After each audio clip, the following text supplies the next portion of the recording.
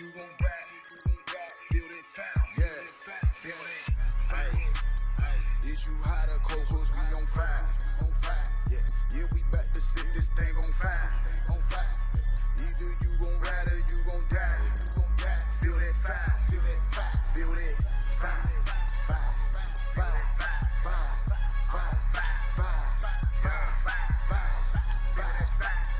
Yeah, we back to sit this thing on fire. Is you hot or cold? 'Cause we on fire. Look the devil in his eyes, watch him nut up. Yeah, they mad, we tell the black woman to shut up. When you see us, hell yeah, we back to cut up. Sit the record straight. They think they got one up. I was ratting with my gun out. Had to put that blunt out. Had to pick that Bible up. My grace was back to run out. Correction got them running. Cut them up like onions. You know how we coming. 12,000 times a dozen. Yeah, I'm gonna be beamed up. But I ain't no pyro. I need a window seat. Like Erica Badu. Bid it to the wedding. All I said was I do. All gas, no brake shoes. Stump them out with my cap boots. Is you hot or cold? 'Cause we on fire. Yeah, we back to sit this thing on fire. Either you gon' ride or you gon' die. Feel that fire. Feel that fire.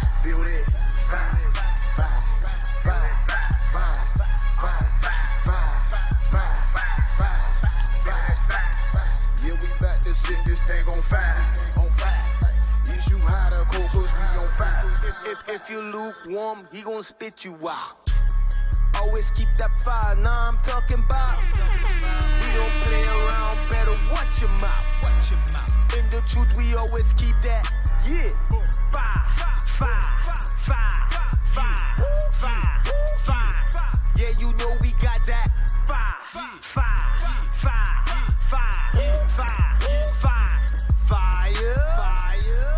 You don't got the fire, you a lie. We gon' burn you in the lake of fire. Don't believe me, go ask Jeremiah. Your poppy sitting, yeah, that boy lied. And unto him shall be your desire. No repentance for him, even if he cry. All you even do is, yeah, you gotta die. All of y'all gon' burn in the lake of fire. Esau gotta die in the lake of fire.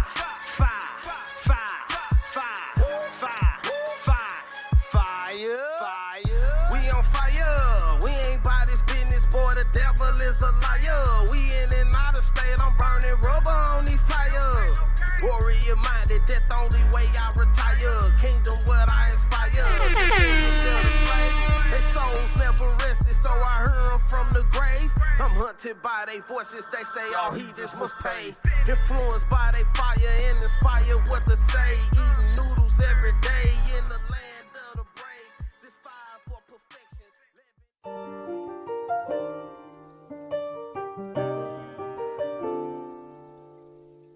You are now flying. Applying pressure to the pedal breaking. Lord, know we dedicated. Revealing truth to our people, we been miseducated. Great awakening taking place and they can't decimate it. Truth serum that can't be replicated. Get medicated, this that Psalms 107, ain't it? We got this truth and can't keep calm. On the corner dropping bombs, can't be detonated. Jump from coast to coast like LeBron, but we never traded. Got the breath of life in my lungs, I'm resuscitated. Precepts, the only P we pushing in this heat, hitting harder than a desert eagle bullet hit the earth with the line. Let it sink and we gon' hook 'em. We had idols in our mind, heard his word and we forsook 'em all in Memphis.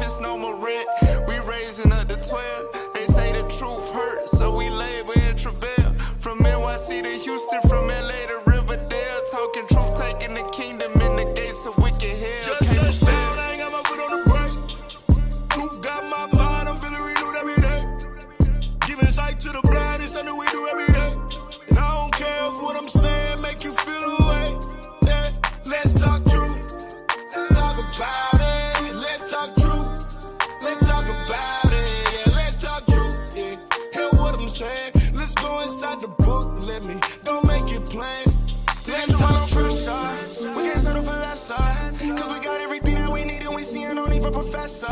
And I just been seeing the dreamers, I know that they lying, they here to come test us. He proving to see if we got what it take, or to see if you mess up. But they seek out the leasing. For too long we been sleeping. You can fall out the deep end. Say they come and been creeping. Rather listen to pastors who take all the money and split with the deacons. I've been moving with problems with boots on the ground, we've been breaking the cement. And angels been lying every time they talking to us. I don't give a damn what they say. And they know we don't bend, don't break. If they get in the way, then you know that we walking through them. Probably better get about my way. Only so much that I can take. Truth out of the urban, we shake all the dirt now. I can see it all working, you come out of church and now. So get your boots laced. We all the way, Jake. He'll make the earthquake. It's so much at stake. Just touchdown, I ain't got my foot on the brake. Truth got my mind, I'm feeling renewed every day. Giving sight to the blind, it's something we do every day. And I don't care if what I'm saying make you feel away. Yeah, let's talk truth. Talk about it. Let's talk truth. Let's talk about it. Yeah, let's talk truth. Yeah, hear what I'm saying. Let's go inside the book. Let me go make it plain. Let's talk truth.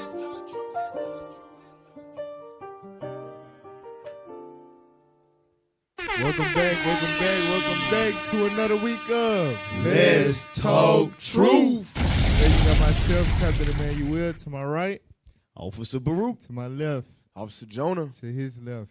Officer Hezekiah. All praise to the Most High All God. Spoiler alert, spoiler alert, That's spoiler right. alert. If you ain't watched the movie and you one of them people, you get mad if people tell the movie and whatever, you got to go find something else to watch. But share, like, subscribe. Before you leave, though, hit the like button. All right, copy and paste, share it to people that don't care what it and already seen the movie. All right. So today we're gonna talk about the movie Leave the World Behind. All right, it's the newest Netflix big production or whatever the case may be. And as you can tell in the title, right, it's about possible apocalyptic events. Right. You understand things leading up to the end of the world as we know it. All right. So y'all already know we got to go into it with the scriptures. It is what it is. That's what we do. All right. So like I said, make sure y'all hit the like button so it can get flowing in the algorithm and people can log on and see. Because out of all these very interesting reviews, nobody is going into the scriptures to explain what they saw in the film. They lost. All right? So that's where we come in at. All right? But now, let's open up with Proverbs chapter 8, verse 6. The book of Proverbs, chapter 8 and verse 6. Come on. Hear, for I will speak of excellent things, and the opening of my lips shall be right things. Come on. For my mouth shall speak truth. For what? My mouth shall speak truth. Let's talk truth. Go ahead. And wickedness is an abomination to my lips. And I want to say this, too. Shout out to the nation of Israel, right? Not the fake Jews over there. Right. But the real Jews, right, known as the diaspora. That's right. Various slave trades, you so-called blacks and Hispanics scattered throughout the earth. Happy Feast of Dedication. If you black and you really don't know what that means, you never heard of that, it's in the Bible. John chapter 10, verse 22. Right. Christ kept the Feast of Dedication. All right, that is known, what you may know it as the term Hanukkah. But it's not how they keep it, how they celebrate it, how you've been taught to believe what Hanukkah is with the little weird little hats on your head. Right. That it ain't none of that. It's a holiday about black warriors. That's Taking a sanctuary back from the heathen and dedicating it to the Lord. All right? That's right. Believe it or not. That's and that's right. what we celebrate. Not no damn criminal. All right? No We criminal, ain't celebrate no damn criminal. criminal. Yeah. Matter of fact, give me that in Jeremiah 10, because I know it might be new people watching. Black people that's just tuned in because they want to see a review on Leave the World Behind. But we got something for y'all real quick. All right? Yeah. Now, this the thing. Christ said, my sheep hear my voice. The elect, when they hear this, it's going to click. Because when I first heard this, it was like, damn, Right. that's in the Bible? Right. I felt disrespected that the church taught me to celebrate Christmas after I read this scripture. Right? Now, if you're not the elect, you're gonna try to formulate rebuttals. Well, that's the Old Testament. Well, it don't say the word Christmas and da. Listen, if you chosen by God, if you the elect, when you hear this scripture, it's gonna convict you like, damn, everything that what I've been celebrating for all these years is biblically wrong. You understand? Read what you got. Jeremiah chapter 10, verse 1. Hear ye the word which the Lord speaketh unto you, O house of Israel. Come on. Thus saith the Lord, learn not the way of the heathen. What did God say? Learn not the way of the heathen. So God commands his people not to learn the ways of the heathen. The word heathen means nations. Right. The nations that God did not choose. What do all the nations do that God is not dealing with? They serve other gods. So the things, the practices that they implement in their rituals and worshipings and all of that is dedicated to their other gods. So you got to ask yourself, right? If you're a Christian and you're celebrating something, right? You're doing some form of worship or whatever the case may be. As a Christian, you're supposed to verify, validate that is coming from the Bible. Because Christ said he come in a volume of a book. Right? So if you're celebrating something, it need to be in line with the word of God. Message. Now, when you think about Christmas, you think about the tree with the ornaments and the decorations and the star at the top and the gifts below the tree. You have to ask yourself, is that biblical? You understand? You got to ask yourself. Because it may be the ways of the heathen that do these type of things to serve other gods. So God is giving us he's admonishing us, don't learn the ways of the heathen. Now he finna get specific into the ways of the heathen that we are commanded not to learn. Read on. And be not dismayed at the signs of heaven. For the heathen are dismayed at them. Come on. For the customs of the people are vain. The customs of the people are vain, meaning meaningless to God. It has no significance to God whatsoever. Right. Go ahead. For one cutteth a tree out of the forest. So these are the ways of the heathen that we are not to learn. The heathen will cut a tree out the forest. Go ahead. The work of the hands of the workmen with the axe. Read.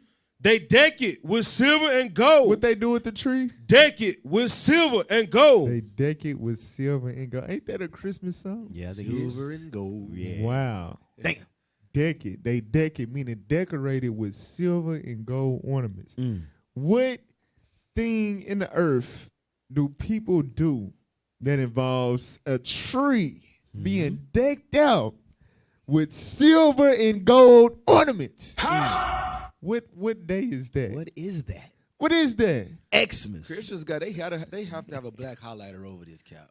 You can't get around it. Like you said, what else is that? That criminal, big. And look, this the thing. What? So we just read God saying not to do that, right? Don't learn those ways.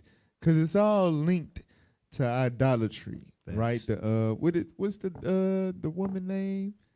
The mama. I know the son is Tammuz. What's the mother? Semiramis. Right. And Nimrod and all of that. Right. It all tie into that, which is all idolatry and demonic and satanic. The devil! It is what it is. So we not supposed to be doing that. Put that on the screen for us.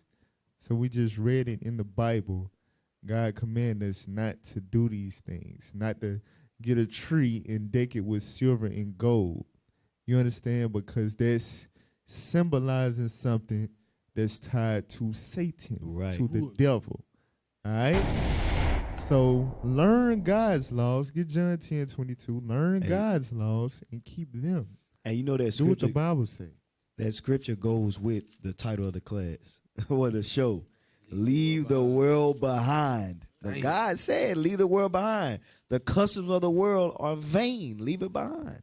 That's You got to right. examine that. That's right. Read that. right. John chapter 10, verse 22. Go ahead. And it was at Jerusalem, the feast of dedication. And it was winter. It was what? Winter. So this is what Jesus Christ and the Israelites celebrating in the wintertime. This was their winter holiday.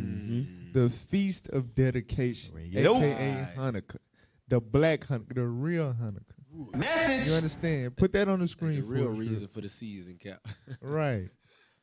So stop teaching your children idolatry. That's right. Thus saith the Lord God. Now, we're going to play a video for y'all at the break. You know what I'm saying? So stay tuned for that. We're going to play a music video. I hope IT listening. We're going to play a new original royalty music video. Right. He got it. Okay, all praise. All right. So play the first clip real quick. Let's touch on the topic to get people abreast with it real quick.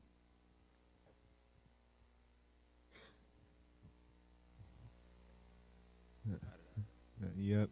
All right. The website. Y'all know what to do. Hit that like button. Do that. That's the problem. Y'all ain't hit the like button. That's Y'all what it still is. watching IT. The like We button. not Right. unmuting it. It until activates y'all the sound, press right. like. Hit the like button. The sound gonna work. I guarantee it. Watch this. Boop. All right, let's go. Damn. Somebody didn't hit it yet. Somebody being rebellious. Somebody didn't hit it. You Pause didn't it hit again. Somebody being rebellious right now. Damn. Brothers.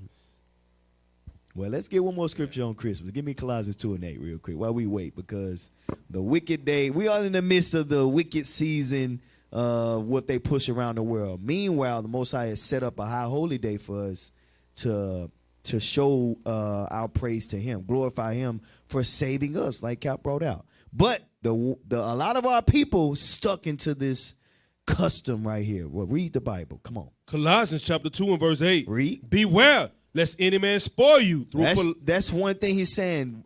Be aware. That's why the scriptures constantly say, watch. Stay watching, right? Watch on. Read on. Come on.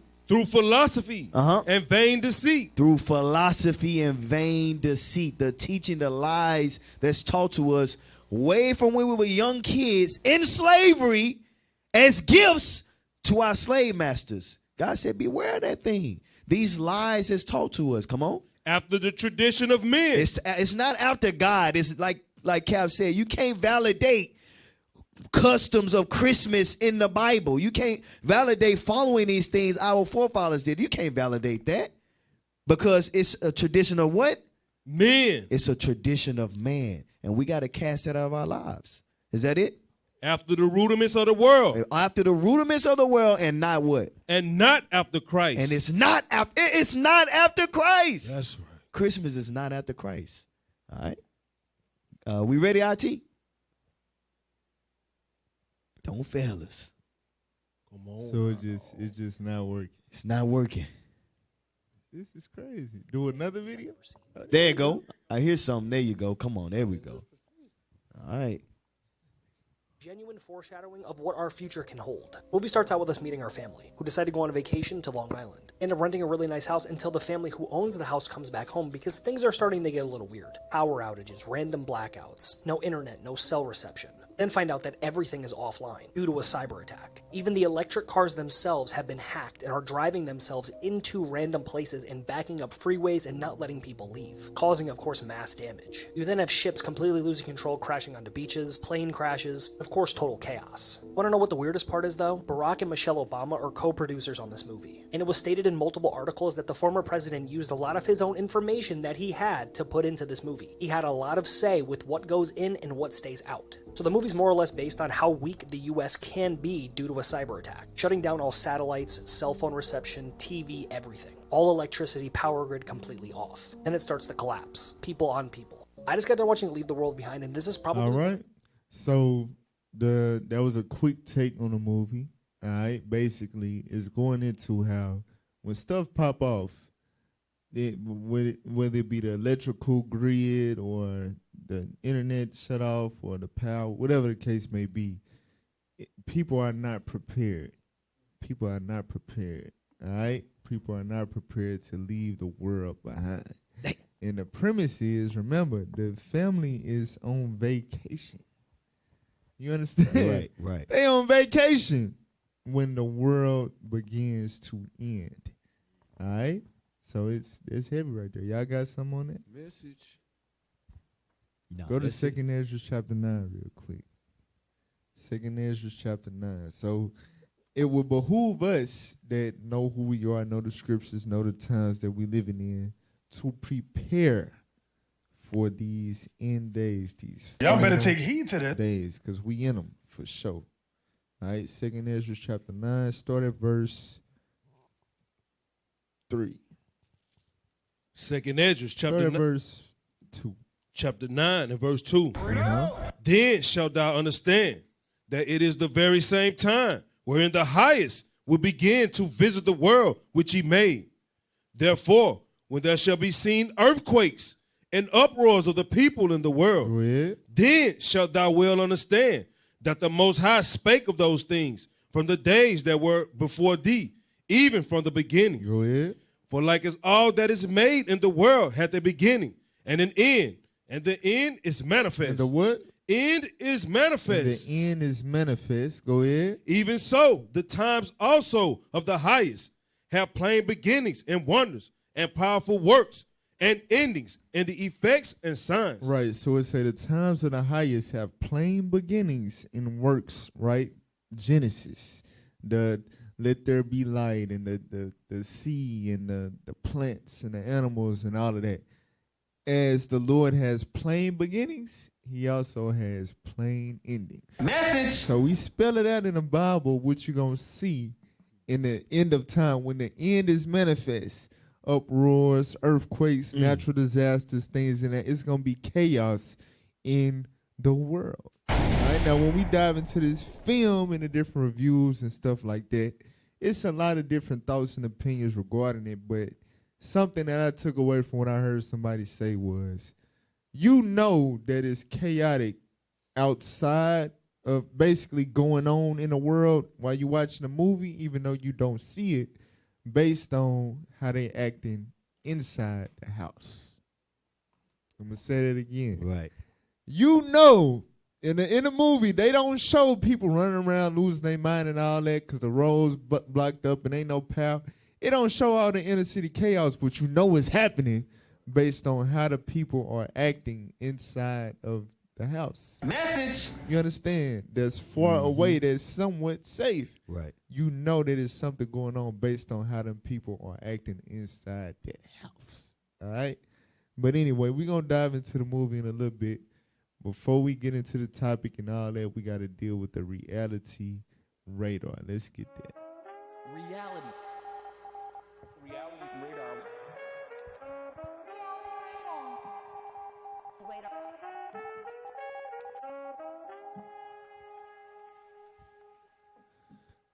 All right, so as y'all know, it's been the hottest topic for the past couple of months, but the thing is, it's still not over with, right?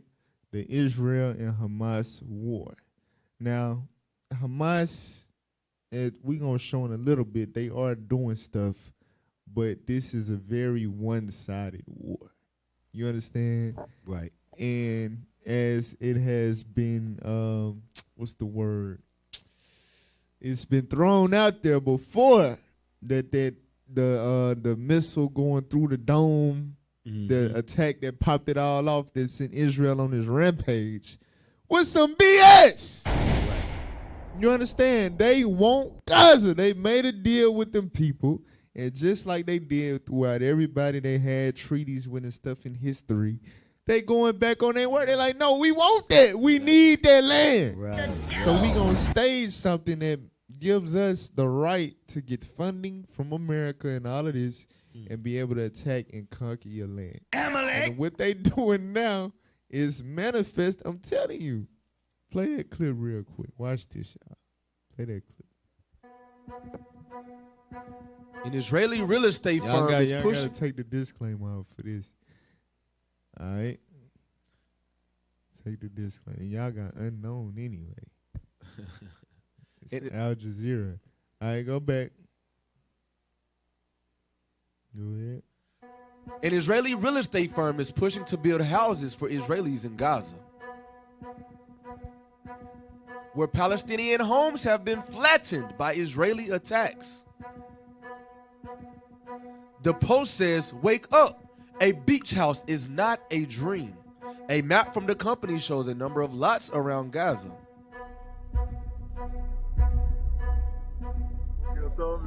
Since Israel's war on Gaza began in October, real estate firm Harry Zahav has been posting videos of employees deployed as army reservists. Shlomo Wormstein, CEO of Harvey's House. We are here in the heart of Gaza doing what we do. Pause. Go back just a second. Damn.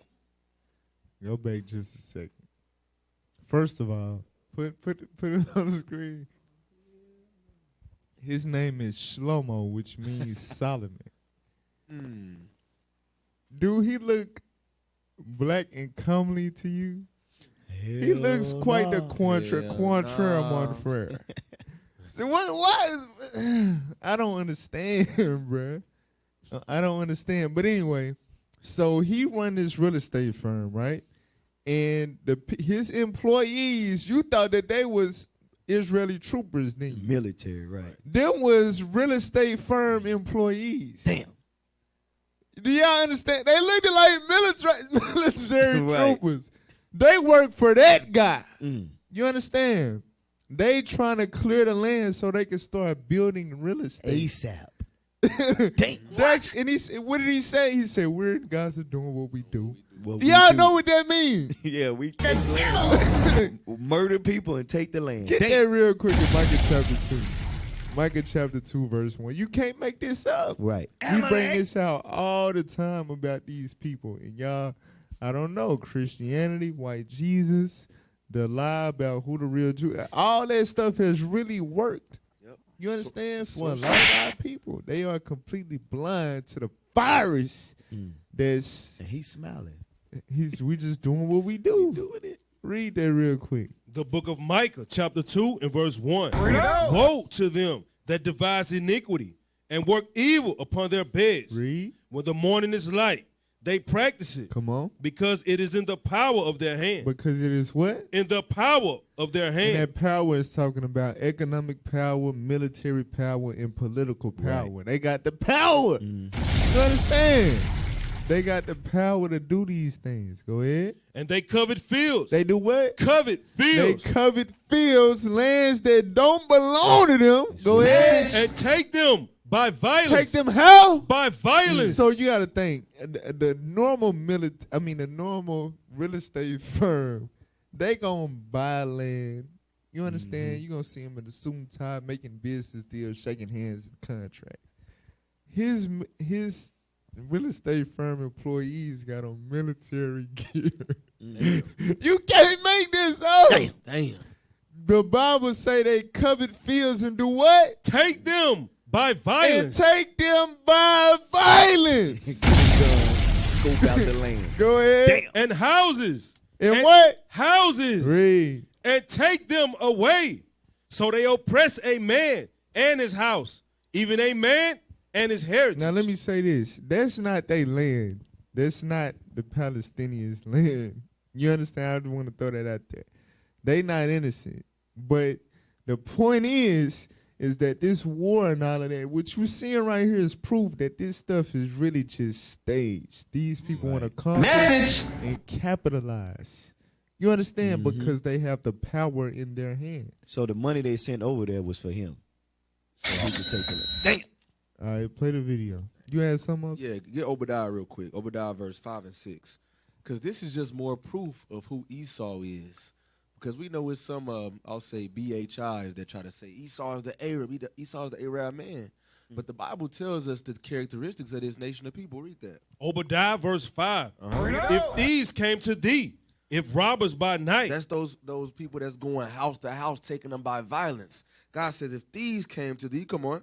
How art thou cut off? Would they have not stolen till they had enough? The thing is, like you said, it was originally a treaty. Okay, y'all have this much of the land. We just going to keep this part and this part. Esau said, okay, that's fine. But years go by, and just like they did with the Native Americans, you know what? We want more. This is not enough. We want it all. We leave no crumbs on the table. God says with thieves, would they at least a thief in his right mind would leave something in the house. Esau, they break in, they take everything. They want the microwave, the ironing board, the dirt, the tablecloths, the shower mat, everything, shower curtains, they taking it. That's the same thing they do with lands. Come on. The grape gatherers came to thee. Would they not leave some grapes? Think about how small grapes are. You would think if you're going somewhere to steal grapes, you don't have enough time to take each and every one of them. Esau, they leave no crumbs. Come on. How are the things of Esau searched out? How are what? How are the things of Esau searched out? That's who you see on the screen. Those are not the Jews. Those are not the Israelites. Those are not God's people. God calls them Esau. Come on. How are his hid things sought up? And how are his hid things sought up? That's what we exposing right now on this show. This is Let's Talk Truth. For real, All right. Y'all can drop the video because we ain't got time. Y'all get the gist of it. All right. So you can get off of there. Let's go to the Isaiah 11 and 11 minute.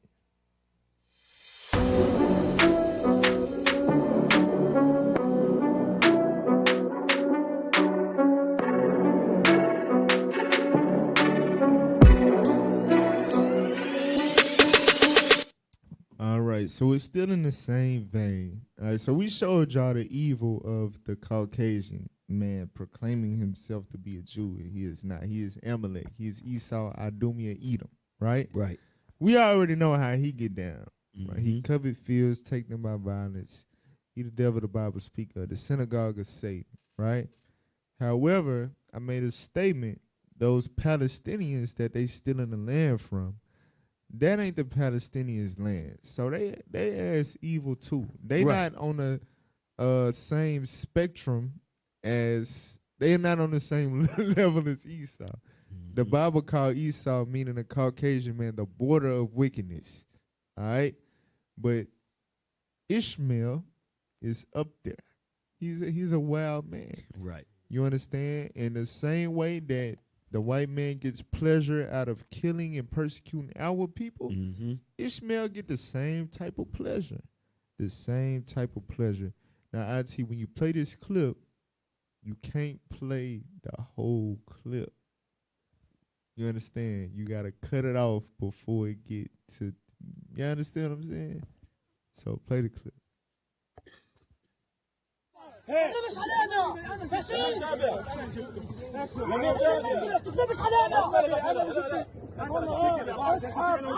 لباتشي طلعت يا شباب شباب لباتشي يا شباب شباب لباتشي يا شباب. All right. So basically that was a Tanzanian student, right, that was in Israel, I guess for school or for studies or whatever the case may be. So he's not an Israeli. He's not a part of their military. He was an African boy. Right. And they executed him. You understand? That's what the Palestinians did. Let's go to Amos chapter 1 real quick. Amos chapter 1, verse 6, concerning the Philistines. All right? Read that real quick. Amos chapter 1 and verse 6. Thus saith the Lord, for 3 transgressions of Gaza. Right. So the Gaza here is referring to the inhabitants thereof, talking about the Philistines or the Palestinians, right? God is pointing out transgressions of them. Read. And for 4, I will not turn away the punishment thereof, because they carried away captive the whole captivity to deliver them up to Edom. Right, because they had a history of selling us to the white man. Go ahead. But I will send a fire on the wall of Gaza, which shall devour the palaces thereof. And I will cut off the inhabitant from Ashdod, and him that holdeth the scepter from Ashkelon. And I will turn my hand against Ekron. Read. And the remnant of the Philistines shall perish. The what? The remnant of the Philistines shall perish. So it's not a coincidence why they catching hell over there. It's a part of the divine judgment of God. Why? Because of the evil that they done to God's people. That's right. The so-called the diaspora of our people, guess what? It's Israelites in Kenya. It's Israelites in Burundi. It's Israelites in Rwanda. It's Israelites in Nigeria. It's Israelites in the Congo. It's Israelites in Eritrea. It's Israelites in Ethiopia. It's Israelites in Tanzania. That's right. You understand? It's Israelites scattered throughout the whole continent of Africa. And how do you find them? How do you locate them? They are marked by the curses of God. That's You right. understand? Right. They will be persecuted. And get that in Deuteronomy 28:26 about us being executed and how our enemies will leave us. Read that real quick. The book of Deuteronomy, chapter 28 and verse 26. Yeah. And thy carcass shall be meat unto all fowls of the air, and to the beasts of the earth, and no man shall fray them away. That's how they left that young Tanzanian brother. You understand? They left him as meat for the fowls of the air after they executed him. You understand? Right. That's how you able to identify the Israelites in the earth. They have no defense. They have nobody to help them. They have nobody to come to their rescue. We are victims of all nations of the earth that hate our guts because they not the chosen people of God. Right. You understand? So be mindful, you brothers and sisters scattered throughout the continent of Africa, and you traveling on the northeast region or whatever, you passing through Israel or you passing through these territories that's at war. You may be somebody that they take out their frustration on. Right. They losing to the Israelis. Yep. You understand? They just might want to take their frustration out on a nigga. Damn. For real. The same Right. Negroes that's out there praying for them. Right. Oh, pray for Palestine. They hate you too. Damn, you stupid as hell. Exactly. So be very, very mindful, brothers and sisters. All right? But that's it for the Isaiah 11:11 minute. We're going to take a quick break. Make sure y'all tune in Do that. to this video right here. All right? Make sure your kids watching and comprehend. We have been lied to. Christmas is not of God. That's right. Christmas is of the damn devil. Get out. All right? Play that video. Customs of the people are vain. For one cutteth a tree out of the forest, the work of the hands of the workmen with the axe. They deck it with silver and with gold. They fasten it with nails and with hammers, that it move not. It's Christmas season, a time to go pro. And it's all for nothing, Satan be using Christ for a crown. Your mom works at double just to buy you gifts. Your dad can't find a job, so he's forced to go out and shoplift. Serving false gods that don't truly exist. Fornication under the mistletoe. Now we are heathenists. All behind a kiss. Oh, yeah. Like a workman who go cuts a tree. You think Christ is in Christmas, you're mistaken. You guys been honoring Satan. Oh yeah. Christmas coming soon. What you gonna do? Assert the Father in truth. Don't trim your waist. Don't celebrate these holidays. They're not a waste. Eggnog is spoiled. Christmas tree destroyed. Took off those yokes with the sleigh bell noise. No buying toys. No Christmas lights. I keep the laws instead, 'cause I'm an Israelite. The love of many has wise code. Free from all sin, I'm clean within, do what I'm told. I've got the picture, applied the scripture. The Lord found me faithful, now I'm spiritual. And it's like a workman who goes and cut a tree. You think Christ is in Christmas, you're mistaken. You guys been honoring Satan. Oh yeah. Christmas coming soon. What you gonna do? Serve the Father in truth. Don't trim your waist. Don't celebrate these holidays. They're not a waste.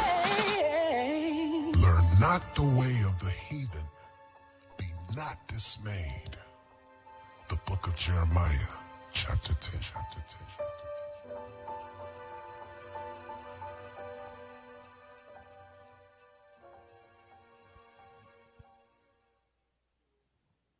Hey y'all gotta make that thing go viral. That's right. All right, go to Original Road to YouTube and make sure y'all like that junk and share that all over the world as much as you can. Please. That's right. Especially, they gotta learn the evil of this holiday. We call it a holiday. It's a holiday. Right. You understand? It's Y'all a better day take heed to from that. the depths of hell.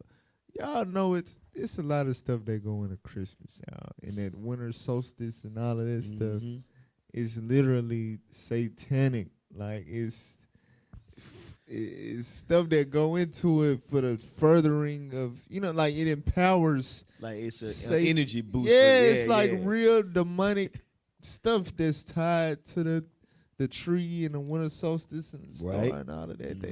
The least day. But anyway, so, all right, the topic is Leave the World Behind. It's a movie on Netflix. If you're just now watching, all right, spoiler alert, you understand? We're going to go into it, but before we do, we got to deal with one of our favorite segments. What the hell is this? Damn. The hell is this?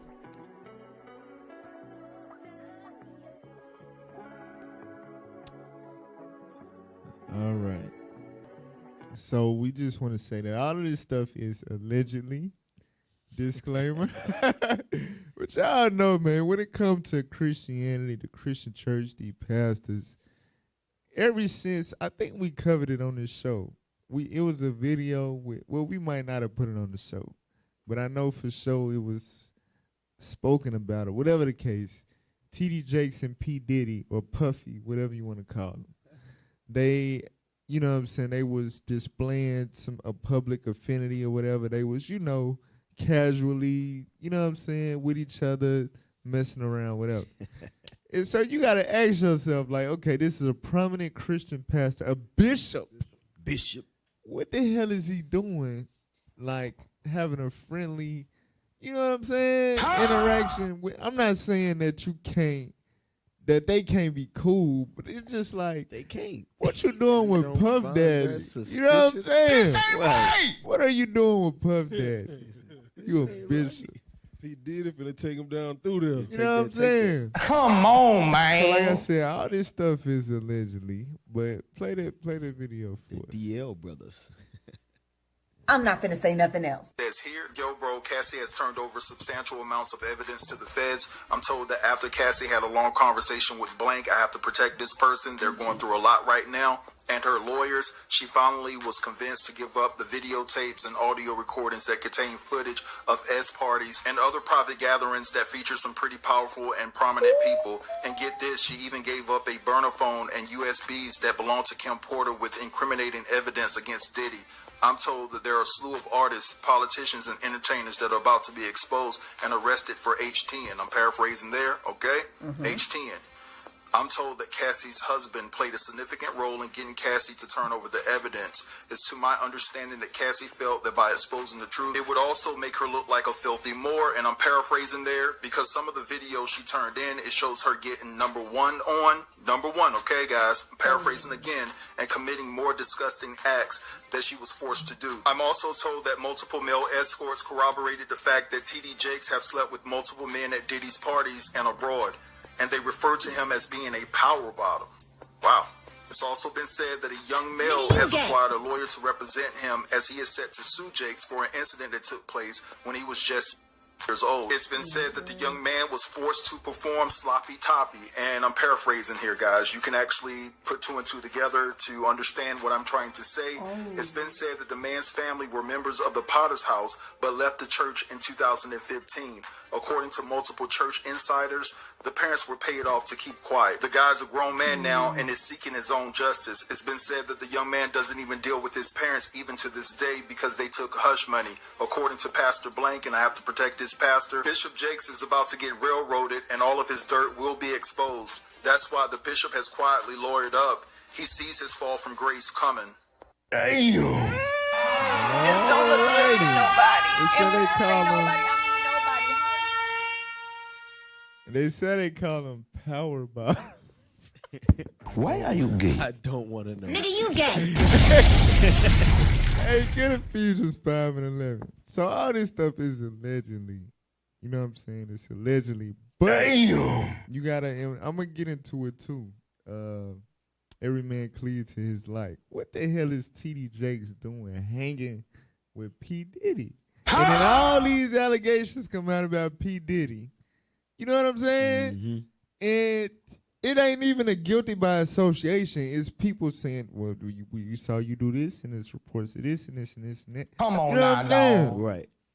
So read that real quick. Ephesians chapter 5, verse 11. Come on. And have no fellowship with the unfruitful works of darkness. These evil entertainers, these evil musicians, these evil athletes, these evil elites, these evil pastors. Go ahead. But rather reprove them. Watch this. For it is a shame even to speak of those things which are done of them in secret. So these people, right, the darkness and high places, these people that, you know what I'm saying, obtain the fame and notoriety and riches in this world, right? They get it by, like you read in Matthew chapter 4, how Satan tempted Christ. He said, I'll give you whatever your heart desire if you bow down and worship me. So these people, in order to obtain these riches and get blessed, you understand, in this world, they have to do things in secret. And it's a shame to speak on them. You will do things in secret that will earn you the nickname Power Bottom. I didn't do this stuff. Now get 1 Timothy 6 and 9. Before we read it, play that next clip real quick. So it's another scripture that said a man may be known by his look. All right? His gait. Play that. I would have been swallowed up. Have you ever been swallowed up? Have you gone through a time of swallowing where everything was overwhelming and you... I would Now, first of all, have Bishop, what the hell is you doing in a dress? What the hell is that? Wow. Am I tripping? No. Is that like a male garment? That's not. That's not it. That look like a damn dress. Am I tripping? No, that's a dress. That's definitely a dress. Right. He So, was like some Cinderella. He got type on shit. a purple dress, not a glorious, you know what I'm saying, garment. Like right. Christ, when he got crucified using a purple garment. Come on That's now, a dog. purple dress. And he talking, swallow it up. What do you say? How he do it? I don't even know. Why you gotta do that? So, now read 1 Timothy 6 and 9. Dude, gay, So man. when you watch that, you're like, oh, okay, that makes sense. Power bottom. Why are you gay? Read that. 1 Timothy chapter 6 and verse 9. But they that will be rich fall into temptation and a snare, Read. and into many You know what I foolish. mean, a snare? Because if you make them upset, or if you decide to buck against the system or rebel, they got something on you. You're trapped. Oh yeah, yeah. You're You better shut your ensnared. white The mouth. moment you violate or get out of line, they can tarnish your image. You get lawsuits. You lose everything you got. You lose your church. You lose your friends. You Come lose on now, every dog. damn thing. You snared. You understand? If you want to be rich, you're going to be put in situations where you trapped. Go ahead. And into many foolish and hurtful lusts. Too many foolish and hurtful lust. All right? It's hurtful at first, then you get desensitized. Now they call you power bottom. You understand? Nigga, you gay. But it go full circle because it end up hurting your pockets, hurting your image. You know what I'm saying? Hurting everything that you, the facade that you put on, those lusts, you give into them. It always comes back around on you. Right. Read on. Which drown men in destruction and perdition. Read. For the love of money is the root of all evil. Watch this. Which while some coveted after. Which while some coveted after, like TD Jakes, how much he charged to speak? It's up there. It's like rappers what they charge for concerts. Right. You understand? And he posted in Matthew 10, Christ told the disciples, when you go out and preach the word, don't take no gold or silver. You know what I'm saying? Preach the word freely. Preach the gospel freely.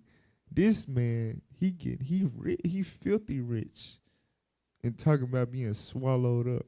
Come on, man. It said 100,000 to 200,000. 100,000 to 200,000 for TD Jakes to bless you with a sermon. Damn. Keep reading. They have erred from the faith. They have what? Erred from the faith. Read.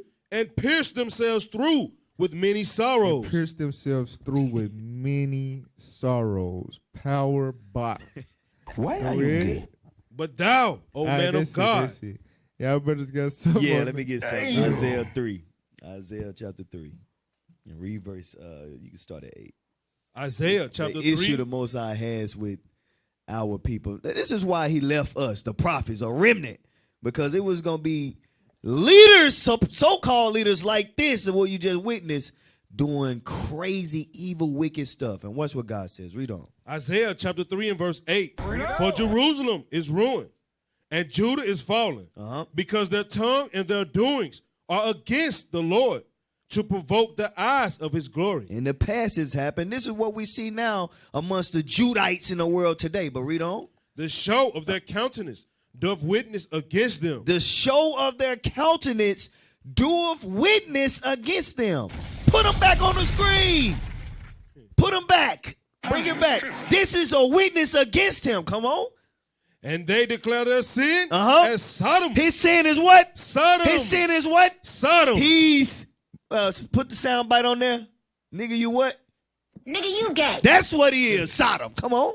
They hide it not. Woe unto their soul, for they have rewarded evil unto themselves. They rewarded evil unto themselves. They don't even hide it.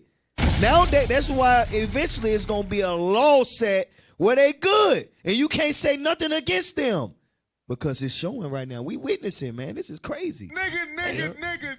Hey, read chapter 1, verse 10 real quick. You know. This is what God called TD Jakes.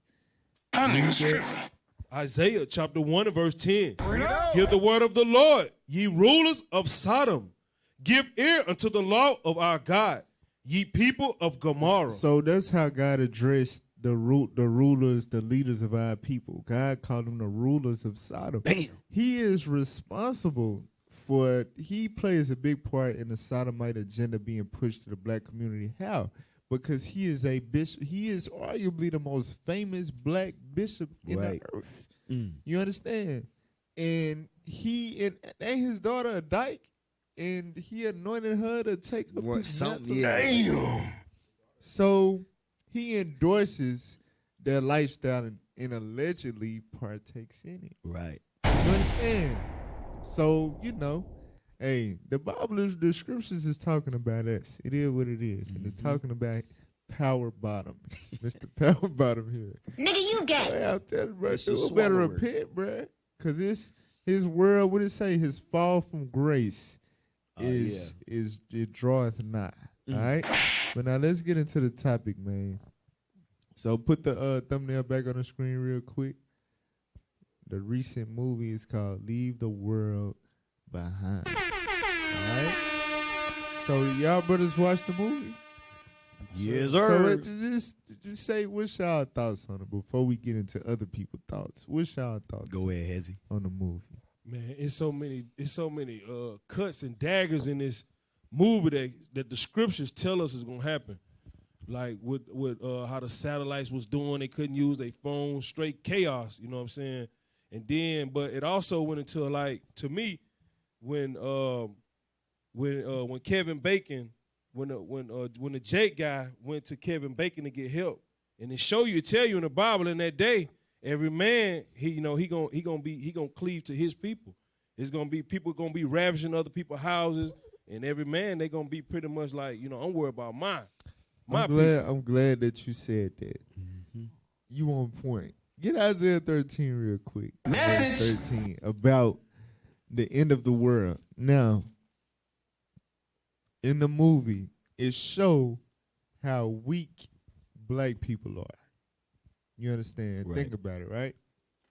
So they in vacation at this man's house. The man show up to the house, right? and they don't believe he the owner of the house. They disrespect him and all of that, so on and so forth. And once it's established that it's their house, they sleep in the basement. The white people, they leave. They say, the hell with that, we going into town or whatever. They leave, and the road is blocked by all the Teslas. They come back, right? And mind you, they left. Right. They come back to the house, and they go right back to the master bedroom. While the black people go back to the basement. Damn. Y'all left. Damn. You understand? Congratulations, so you played the yourself. Black people, they, obviously they gave extra extensive care to the white people when they didn't have to, and they didn't deserve it. Dummy. They said the hell with y'all, and then had to come back, and then you let them back in the master bedroom. Damn, you stupid as hell. Then the scene that you talking about, which was later, they go to, mind you, this is the black man's friend. His friend. The black man is looking out for them because the little white boy teeth falling out. Right. So I know a man that can help y'all. So it's the black man's resource. Mm-hmm. This is my buddy, my pal. He brings them to the white man's house. And the white man pulls out a shotgun on him. Mm-hmm. Now get the fuck away from here, Get off my porch first. Yeah, I know you, but I don't know you like that. You understand? Right. And a white man that he didn't know from a can of paint. All you black folks had to step in and intervene, and it worked. Mm-hmm. You understand? Feel sympathy for him. He begged him. And this is why. Read what you got. The book of Isaiah, chapter 13, verse 14. Come on. 13. 13. Therefore, I will shake the heavens, and the earth shall remove out of her place, and the wrath of the Lord of hosts. So this is what's going to happen when the bombs drop. The heavens and the earth going to shake. Go ahead. And in the day of his fierce anger. Come on. And it shall be as the chase road. That day going to be like a chase road, like all them deers you saw in the movie. Go ahead. And as a sheep that no man taketh up. Read. They shall every man turn. Meaning it's going to be chaotic. People going to be running around, losing their damn mind. But listen to this. Read. Every man turn to his own people. Every man going to do what? Turn to his own people. Every man gonna turn to his own people. That's black people gotta meditate on that thing. What the hell you gonna do? Hey. Obviously, they gonna forsake you. They gonna shut you out. You not getting in no bunker, nigga. You not coming down here fucking up my bunker. And, you know what I'm saying? Right. Stay the It's hell away another from movie. me. It's another movie where the black people had to stay underground with the white people. And the white man was mean as hell. Yeah, it's American, what is it? American Refugee. Damn. So this movie got the same type of message in there. Mm-hmm. We don't like you niggers. We not the movies is being friendly, as if you're gonna have a chance to be able to reason with them. It's gonna be love in the end. No. From all these you white come up on a white man porch in that day, your damn head getting blown off. You get away from all these white folks. For real. They trying to warn you niggas. And it's prophetic. Read it again. Verse 13, verse 14. 15. Every one that is found shall be thrust through. My bad, 14. You right. Verse 14. Uh-huh. And it shall be as the chase road. Read. And as a sheep that have no man take it up. Come on. They shall every man turn to his own people, and flee every one unto his own land. Now get that in Sirach 13, verse 15. So it's by nature, it's everybody be talking about we're all God's people and the only difference is skin color. You a damn idiot and you don't understand biological genetics. You don't understand the world, how the world really truly operates. If you think the only difference between races is the damn color, the pigment in their skin. You could be so damn light-skinned that you look damn near lighter than a Caucasian that had been in a tanning bed a couple times, right? But you still got the broad nose, the big lips, the hair. Right. They still got the, you know what I'm saying, the goat hair. Y'all skin color, it could be damn near the same. Well, you could be damn near lighter. And it could be, you cut the lights off just hearing them talk, you could tell who is what. You understand? It's a world of we got different spirits. That's in the Bible too. Do I want that first? Read Sirach 33 and 10 real quick. And then we're going to go right back to this, Sirach 13. The book of Sirach, chapter 33 and verse 10. Come on. And all men are from the ground. And Adam was created of earth. Right. So everybody come from Adam. And Adam was a black man. He was made from the dust of the ground. Watch this. In much knowledge, the Lord had divided them. So in God's knowledge, he divided the nations, right? So God is not, he didn't mean for it to be all one people. God divided the people, and then what? And made their ways diverse. And then what? Made their ways diverse. And God made the ways of the nations. He didn't just make their skin. It don't say skin. It didn't say he made their skin diverse. He made their ways, meaning their spirits, different. Like you said about Ishmael. Ishmael gonna be a wild man. They're a wild man. Boom. You understand? Right. They're the only people you know that's really that damn crazy. You understand? White people, cunning hunters, men of the field. Right. You understand? They like their habitations on high. They everywhere you go. That's how you know the white man has been there.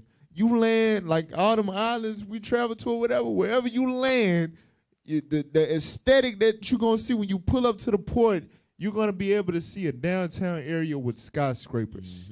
That's how you know the white man, that's how you know he left his mark. Message. And the Bible talk about that. That's just their white, that's how they are. Or a slave port.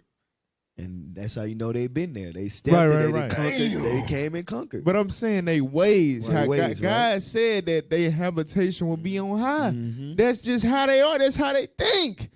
That's the word of God. Right. The Christian rhetoric teaches you, the only difference is our skin and all that.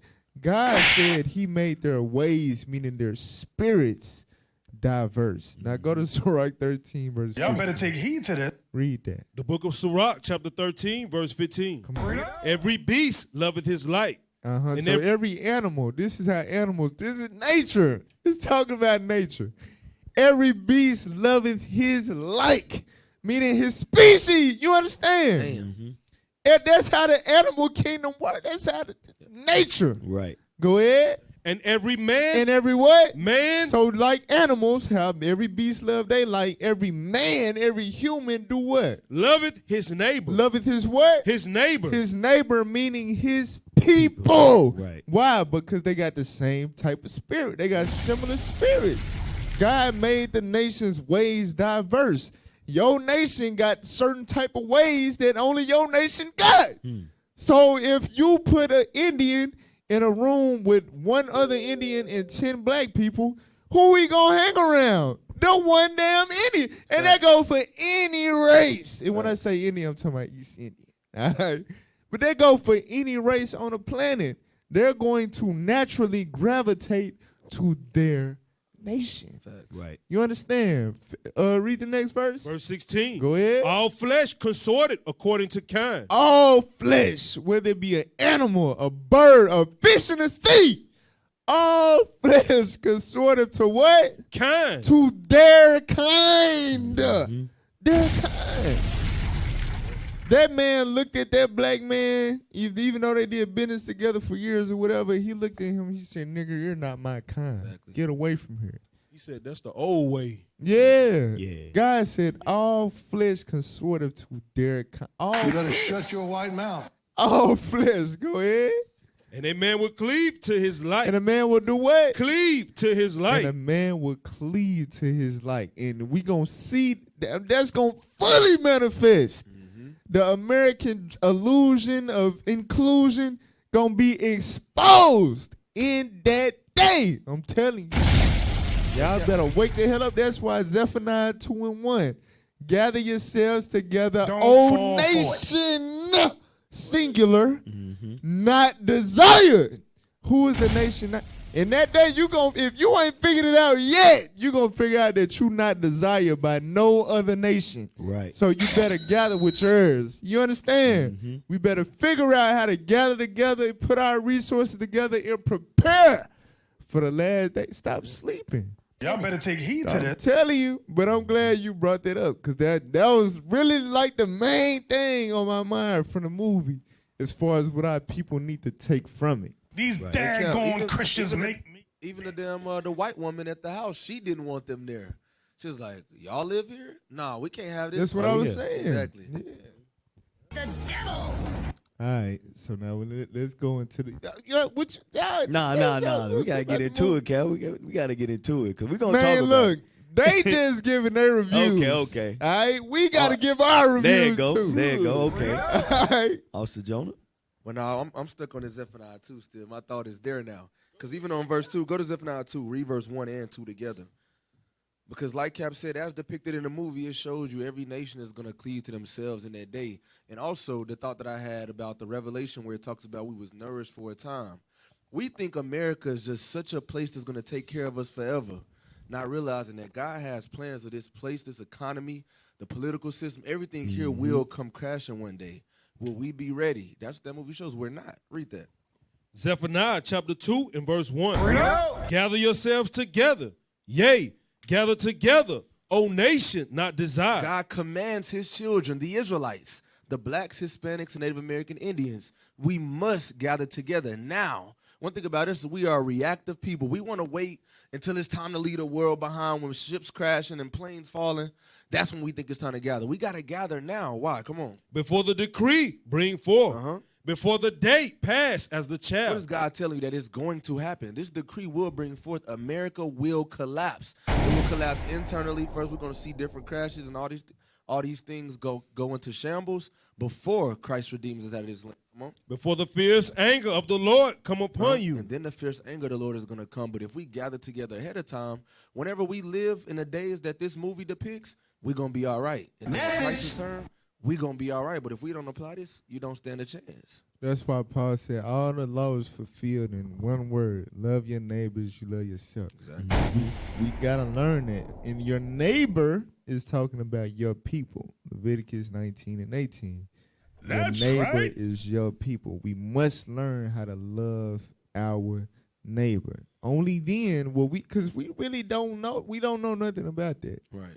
Because even now, us in this truth, we still battle with giving and helping and, you know what I'm saying, communicating. People be very private. They don't want people to know about the different resources or talents or abilities that they may have to be able to help the neighbor. Like, what the hell wrong with you? Right. You got that damn nigga mentality. You understand? Nigga. We must learn how to love our neighbor. Listen, black people, we not neighbors. Right. We not neighbors, bro. Nope. And for us to be in this truth and have the understanding and all of that, and we still, a brother would work hard, get a good job, get his credit up in the truth, and go and move with Esau. You a whole nigga. Far away from anybody in the body. Damn. You gotta think, bro. If we all working hard or whatever, and we all putting our heads together, like, hey, let's work on our credit. Let's say this amount of money or whatever. We can all go to a damn neighborhood. You know how they be developing the houses or whatever. Right. They got a whole block with about 10 houses. 10 hard-working brothers can get together and be like, hey, we gonna all move on this block. Right. But brothers be in their mind like, nah, bro, I want to move over there. I want to have this house and this. You know what I'm saying? All about self, because we don't know nothing about. All the other nations, when they come to America, that's what they do. Right. You know, they all live together in one house. Yep. And then, you know what I'm saying? They save up, they build each other up, they get businesses established, and then they move out and get their own. You understand? We don't know nothing about that. Hey, Cap, that show you we below beasts. Exactly. Right, Yeah. right. That's what it's saying in Second Ezra. They are worse than beasts. Damn.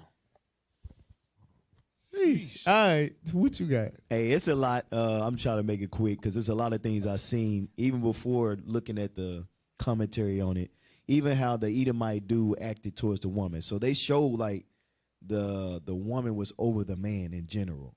Like he was like in the back seat on some stuff. And you seen that throughout the movie. Like he just played the back role. Like he was confused. He didn't know. And that's the same way when the daughter was telling the father, like, hey, this going to be our demise at the end. You giving in to these white folks. These the same ones that tried to kill us. She understood that. He didn't. And you seen that little cycle of how the man played the backseat role or gave in to the woman through the whole movie. Yep. That's crazy, man. All right, so to hell with the break. Let's just get into it. Right. Right? Play that. Let's get into it, brothers. Leave the World Behind is an end-of-the-world drama thriller that asks the question, just how bad can Julia Roberts dance? From the creator of Mr. Robot and based on the novel of the same name, this movie has everything from tanker crashes, teeth falling out, and the latest Taylor Swift album. So in this video, I want to take a deep dive into some of the biggest mysteries to get to the bottom of what's going on. Now make sure to like and subscribe as we delve into this post-apocalyptic adventure, but don't bring your Tesla.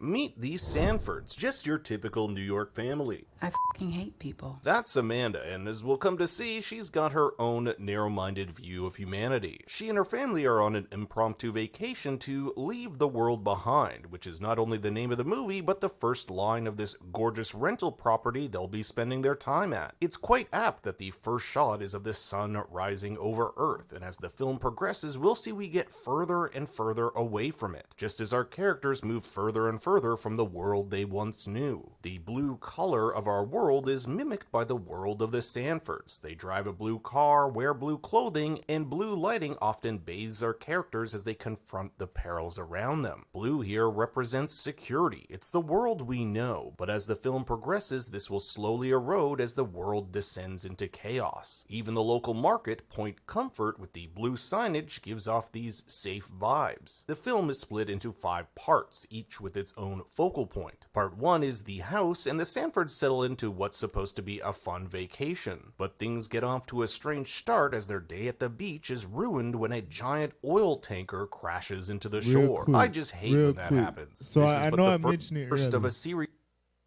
I know I mentioned it earlier, but it's they going on vacation when all this stuff pop up. They on vacation. Get Luke chapter 17 real quick. Luke chapter 17 about these last days, how they gonna be. Luke 17:26. The book of Luke chapter 17 and verse 26. Go ahead. And as it was in the days of Noah, so shall be also in the days of the Son of Man. Right. So in the days leading up to Christ's return, God said it's gonna be like the days of Noah. Right? Disaster approaching, but this is what everybody is doing. Read on. They did eat. They drank. They did what? Eat. They drank. Meaning they were having fun. They were enjoying themselves. They were still vacating and things of that nature. Read. They married wives. Uh-huh. They were given in marriage until the day that Noah entered into the ark. Come on. And the flood came and destroyed them all. So while they was eating and drinking and having a merry time, destruction came out of nowhere. Right. That's what this movie is telling you. Right. You understand? That's how it's going to pop out. And the elites, they know what's coming. That's why they got the underground bunkers and stuff like that. But why do they want to keep you sleeping? Why they want you to think America? Why they got all these TV shows? They still doing shows like Flavor Flav, like To Win Her Love. Facts. Like, if you truly care about your nation, the people that's under your citizens, wouldn't you make it serious for them to prepare and, you know what I'm saying? Right. But they want you to be in this illusion, this sleep. And that's what God called it. Watch this. Go to 1 Thessalonians chapter 5. Start at verse 1. Watch this, y'all. Read that. 1 Thessalonians chapter 5 and verse 1. Come on. But of the times and the seasons, brethren, ye have no need that I write unto you. So if we got understanding, we should know the time that we living in. It is not your season, nah. It's finna be the Lord's season to destroy this damn earth. Go ahead. For yourselves know perfectly that the day of the Lord so cometh as a thief in the night. You least expect it. Go ahead. For when they shall say peace and safety, we're going on vacation. Read. Then sudden destruction cometh upon them, as travail upon a woman with child. Like when a woman water break. You understand? It's out of nowhere, and it's like, damn, everything changed. Everything is converted now. Your reality is totally different. Right. In a blink of, in a moment's time. Read. And they shall not escape. And they shall what? Not escape. And it ain't gonna be nothing they can do to escape. You was watching that movie the whole time. Like, how they gonna get out of this? Right. They not gonna escape. That's the thing. Read on. But ye, brethren, are not in darkness. Read. That day. Read verse 6. Verse 6. Come on. Therefore, let us not sleep. So the people that's in the state of mind to where they could say peace and safety and be like the days of Noah, eating and drinking and all of that, while destruction is coming, while the prophets is in the earth telling them, warning the people, the only way that they can be in that state of mind to do stuff like that is if they're asleep, right?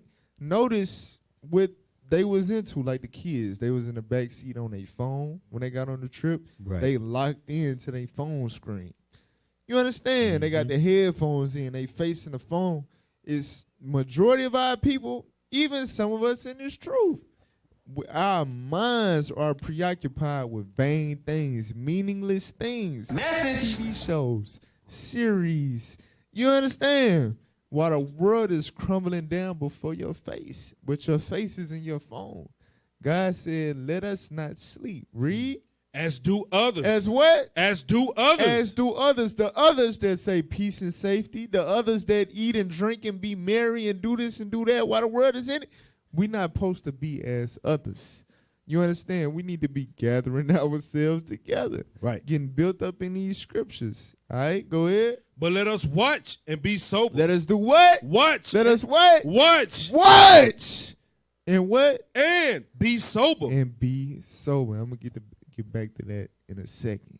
All right? But we got to watch. We got to be we got to see where we at in prophecy. All right? That's the job of the leaders. And I'm telling you, these prophets that the Lord is sending out, he would always send them out. When destruction was coming, he would send prophets to warn the people. These prophets that the Lord choose to do that, they might be regular on a corner level, meaning they might work a regular job. They might live in a regular house. They might drive a regular car, but they're not regular by the slightest bit. That's you understand? These men that the Lord used, like Noah, they not regular men. Y'all better take heed not to that. regular, bro. I'm telling you. Play the video. Come on. Series of strange occurrences that befall our family. Ironically enough, the name of this tanker is the White Lion. A white lion is said to be a symbol for the well-being of Mother Earth, so it crashing into the shore is some ominous foreshadowing. If you listen closely, you can make out a police officer stating that there have been several of these beachings up the coast, and it has something to do with their navigation systems. When our family gets back to the rental, both the Wi-Fi and TVs aren't working, so basically a vacation from hell. Clay Sanford, the father, an English and media college professor, tells his wife he's been asked to write the foreword to a book of one of his students, writing about how media serves as both an escape and a reflection. It's a quick line, but it also points to what this movie is, both an escape from reality, but a reflection of the world we live in. But the film really starts with the introduction of George and Ruth Scott. They are the owners of this rental, and because there's a blackout in the state and the roads are clogged, they've decided to spend the night, something Amanda Sanford isn't too happy about. I'm sorry. I just, I don't feel comfortable staying in a house with black people. Amanda tries to hide her prejudice, not believing a person of color could own a house this expensive. This is your house? She even believes George and Ruth must be the help and are trying to con them. Maybe he's the handyman. She's the housekeeper. And when offered a drink by George, she turns him down. I'll pass. The director shows this juxtaposition by framing Amanda and Clay on the left, white and light, and George and Ruth on the right, black and night. We'll see similar juxtaposition throughout the film, such as this shot between Amanda and George in front of this black and white abstract painting. George's blackness is something he hides from his predominantly white renters. Amanda notes that there are no family photos around the house. Instead, any information that would point to the owners being black are locked away in his office, which we only see briefly. Just a few miles away from George's home, we'll see Clay drive past Taney Farms, named after Roger B. Taney, the United States 5th Chief Justice of the United States, who infamously ruled that African Americans could not be considered U.S. citizens, nor could the government prohibit slavery. That's not to say Ruth and George aren't Go ahead. Keep without playing. their prejudice either. Ruth goes on to say, If the world falls apart,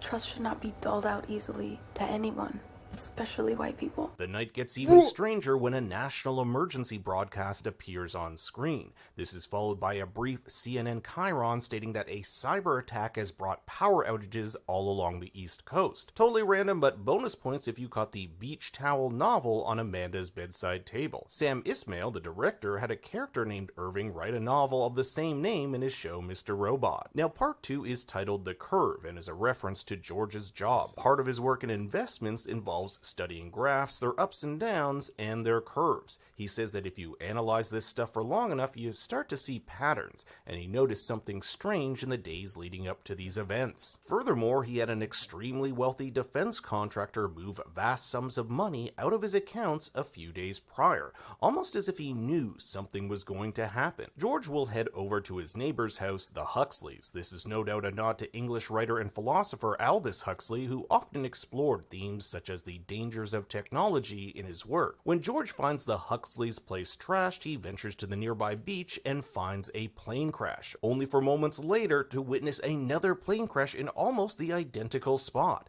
So it seems someone or something is programming these planes to land in a certain area, just like the oil tankers washed all along the coast. Later in the film, we'll see a fleet of unknown Teslas autopilot their way to the freeway where they crash into one another, making it impossible to leave the city. Is this all a freak accident, or is something more coordinated at play? Throughout the film, we'll see various animals responding to the events around them. A herd of deer, hundreds in size, appear in front of Rose. Birds swarm in circles, and even a group of flamingos land by their pool. We hear a brief radio announcement that some sort of catastrophic...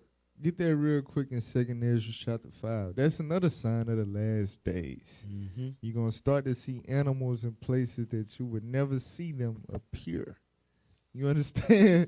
That's a part of Bible prophecy. 2nd Ezra chapter 5, verse 8. 2nd Ezra chapter 5 and verse 8. Come on. There shall be a confusion also in many places. Read. And the fire shall be often sent out again. The fire shall be off sent out again, going into all these wildfires popping up all over the earth. And it's happening often. You understand? The writings on the wall, they got a whole segment dedicated to covering that stuff because it's happening that damn often. Everywhere. Go ahead. And the wild beasts. And the what? Wild beasts. Like the deer, the flamingo, the stuff that you saw in the movie. Go ahead. Shall change their places. Y'all know what that means? They're not going to be dwelling where they naturally dwell. They're going to be popping up in your backyard. They're going to be popping up in the middle of the street. Right. You understand? Right. They're going to be roaming the earth where places you only used to seeing humans being at. That's a sign of the end days. Go ahead. And mistress women shall bring forth monsters. And mistress women going to bring forth monsters. All right? These badass baby kids, they're going to be on another level. Damn.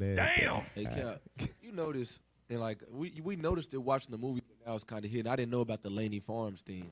It's almost like the movie is showing America's collapse is tied to what they did to our people.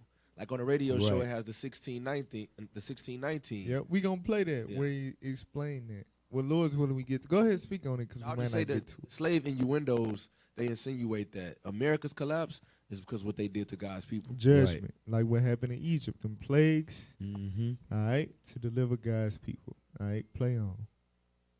Environmental disaster has happened, and it's impacted migration patterns. So that may have something to do with it. Let's get that real quick. Go to 2nd Ezra 15 real quick in verse 55.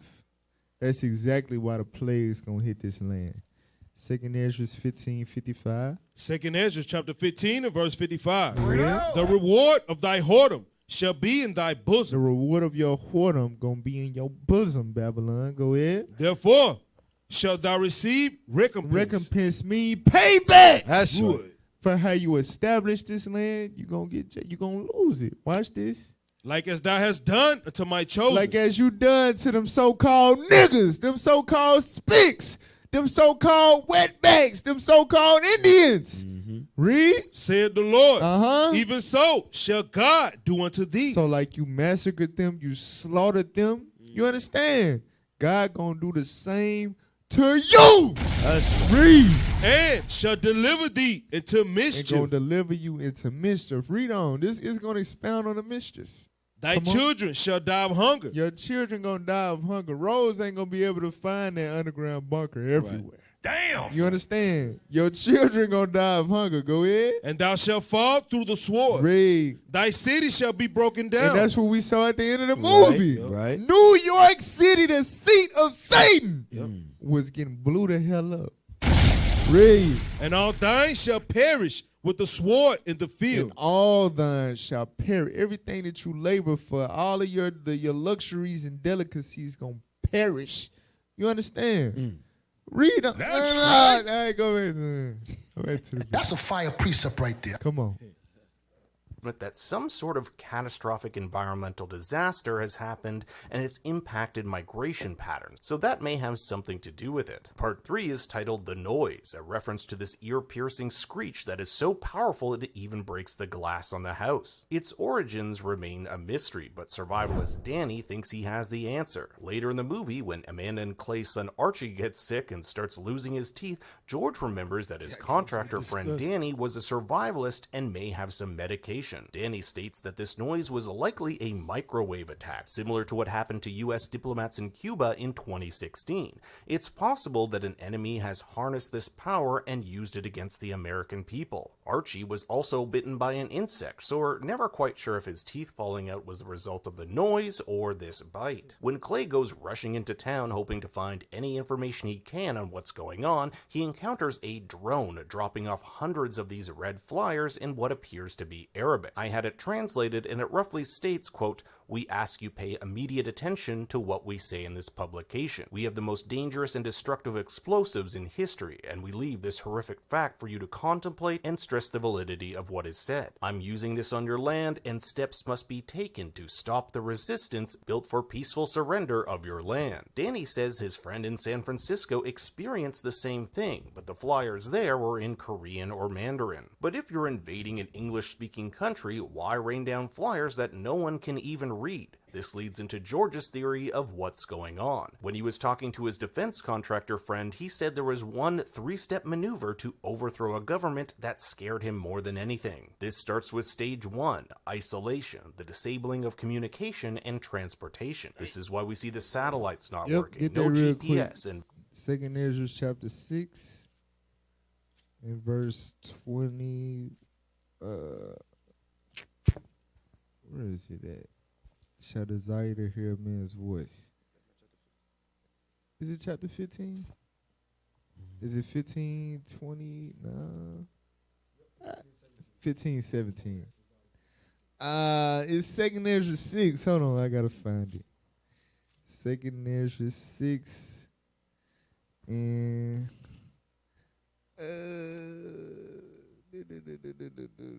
let me keep playing. I'm gonna find it. Keep playing the video. 23. No. various forms of transportation like these electric Teslas used to block off main arteries into and out of cities. Stage 2 is synchronized chaos. You want to throw as much misinformation as possible, like those flyers, to scare and divide the people, eventually leading to step 3, an eventual coup. Whether this happens by civil war or other means, it results in the collapse of the government. You can actually overthrow a government without having to send in troops. It'll overthrow itself. 16 and 27. 27. Yep, that's it. The book of 2nd Ezra, chapter 16 and verse 27. Yeah. So that one man shall desire to see another and to hear his voice. So that's going into the isolation. So that's the first step in destroying your enemy or the war tactic. All right. So go back. Go back. Did they already play number 2? All right. Go back to number 2. There we go. Synchronized chaos.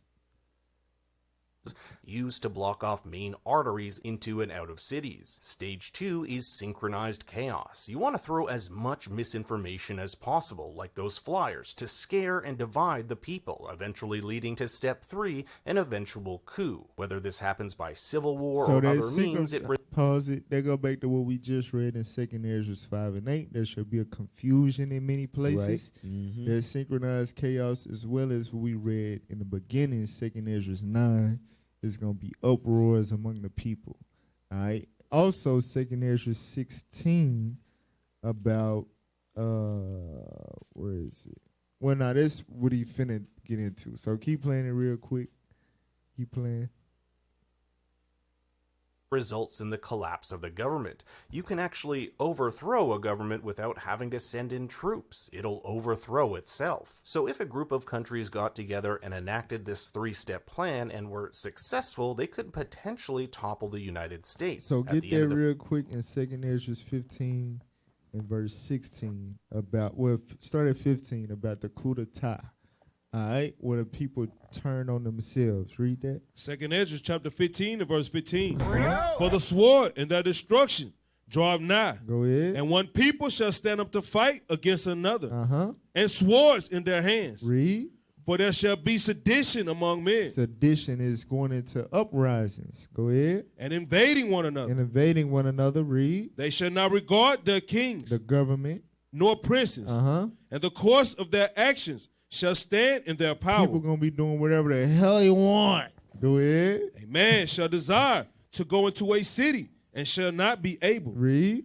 For because of their pride, the cities shall be troubled. The cities shall be troubled. The houses shall be destroyed. And men shall be afraid. Chaos. Read. A man shall have no pity upon his neighbor. A man ain't going to have no pity upon his neighbor. That's the coup d'etat. Go ahead. But shall destroy their houses with the sword and spoil their goods. Read. Because of the lack of bread and for great tribulation. And because of great tribulation. So that goes into the isolation, the synchronized chaos, and the coup d'etat. The people going to turn, it's going to be a state of panic. They're going to lose their damn mind. Right. And because of their pride, people going to turn on their neighbor. It's going to be chaos right in your backyard. All right, keep playing. Come on. The film will see New York hit with nuclear bombs. It's not certain whether these are American bombs let loose on their own people or if they're from another country. The film also paints a jaded view on humanity, so much so that it begs the question whether we deserve what we got. Not only are we destroying the planet, check out the conscious decision to litter the beach in trash, but Amanda refers to herself and humanity as terrible people. I hate being terrible like this. Clay leaves a poor Spanish-speaking woman in need, and Archie takes creepy photos of Ruth. It's only Rosie who's still young enough to hold on to that innocence. Perhaps that's why she's so obsessed with Friends. It's a fantasy world where everything is light and fun, which is why Ruth says this about the show. But it's almost nostalgic for a time that never existed. Friends is a show that helps us ignore how awful humanity really is, as Amanda goes on to state, I think we know we're living a lie, an agreed upon mass delusion to help us ignore and keep ignoring how awful we really are. Rose will later explain why she needs to find out the ending to Friends, because of her love for the characters. I care about them. To which her brother remarks, maybe you shouldn't. This back and forth is especially important considering how the movie ends. Rose stumbles upon the Thorne household, the family Danny told us built a secret underground bunker in the event of a catastrophe. I found it quite interesting that the shelter is called Commodus, after a Roman emperor who was assassinated, and it's quite odd that the family that's supposed to be here is nowhere to be found. As the shelter boots up, we get confirmation that the White House and several major cities are under attack by rogue armed forces, but we never find out specifically who. It's even possible that these forces come from within the US itself. There are also increased levels of radiation detected, so we can assume these are atomic bombs of some kind. You'll see that Rose is bathed in the safe blue light of the shelter, while upstairs, the real... In Jeremiah, what you just mentioned about the sleeper cells. Jeremiah 51. Because you got to think, right? Ishmael, let's say his hand gonna be against every man, for an example. And, you know, U.S. got all these armed forces and National Guard to protect the entrance from places, aerial attacks, or whatever the case may be. But the bombs that you see going off is happening right in the city. Right. And the people watching it, well, you don't know if it's the U.S. or whatever the case may be, and you just mentioned is possibly the sleeper cells, and that's prophecy. Jeremiah chapter 51, I believe, in verse 14.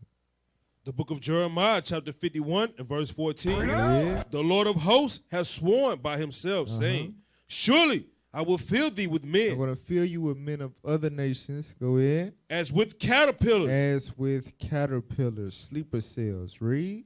And they shall lift up a shout against thee. Allah Akbar! Right. All right, go back to the clip. I gotta finish it out. Come on.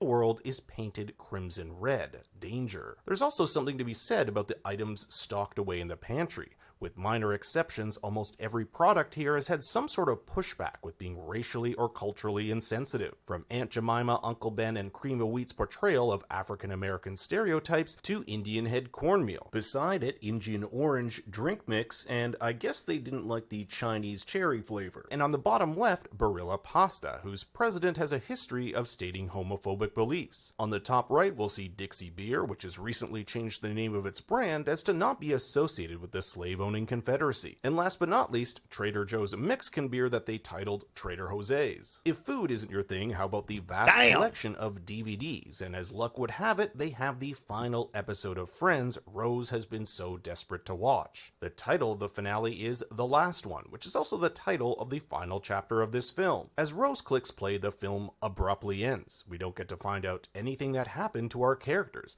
but maybe that's the point. Should we even care? Maybe you shouldn't. Especially if these are all terrible people. Our characters have left their world behind, and so too must we leave them. We are briefly put in their position, unsure of what will happen next. Many of the questions this movie asks have no answers, and it's up to us to decide. Who invaded? Will Ross end up with Rachel? And what will happen next? Let me know what you think in the comments now go below. to the TikTok real quick. We gotta speed it up. Go to the TikTok real quick. All right. Come on. And I want to talk about the ending because I'm pretty sure we were all confused. Why did it end like that? But first, let me establish that I personally think that this movie is a psychological thing. Just like Bird Box and Don't Look Up and all those other movies. It's something spiritual but also psychological going on. And that's exactly why they keep on pushing this same narrative. And they have to tell us the truth through movies like this. That's why I was like, here go another one of those movies. So just like in every movie with strange spiritual significance, animals are usually used to symbolize something that's coming. And if you remember this scene, or the scene with Rose, there was tons of deer. Almost as if the deer was trying to let the people know something. If anything strange happens around the world, best believe the animals will know first. Because they're more connected to the earth than we are. And I personally correlate the animals to something spiritual, a spiritual occurrence. And then I personally believe the psychological part I was speaking about correlates to this part where they were in the shed. And she said, why are you like this?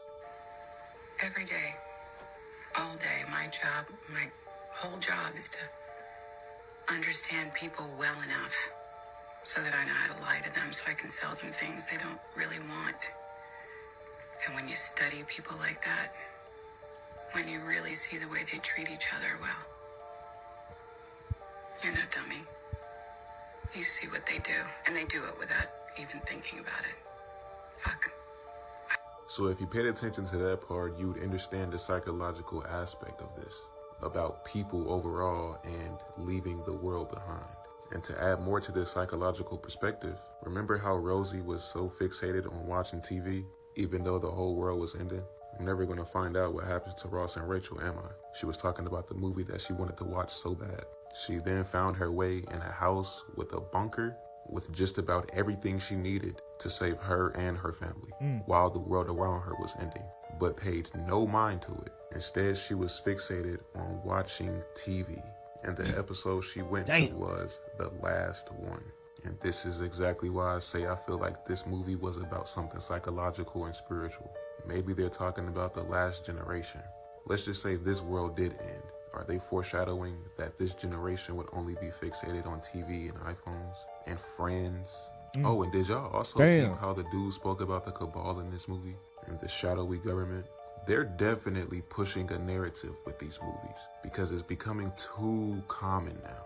Ever since 2020, they've been putting out movies that's foreshadowing the future in a weird, strange way. And hopefully we're all paying attention because we should all know that movies is how they tell us the truth. Let me know y'all's thoughts on this. All right, now get that real quick. What he just, 2 Timothy 3 verse 1, about the last generation. So when the world is collapsing around you, you're going to be so fixated that you worried about the last episode of this or that. Right. You know what I'm saying? You worried about friends. What happened on meaning Housewives? You still checking your social media, your friend requests. You know what I'm saying? It's a lot of different takes on a lot of this stuff is objective, and that's the purpose of it. But read that real quick. The book of 2 Timothy, chapter 3 and verse 1. Read. This know also, that in the last days perilous times shall come. Read. For men shall be lovers of their own selves. All right, so that's this last generation. In the last days, men gonna be lovers of themselves. Like she found, you gotta think, you find a bunker, you finna go scream, "Mommy, Daddy!" Right. You know what I'm saying? We got refuge.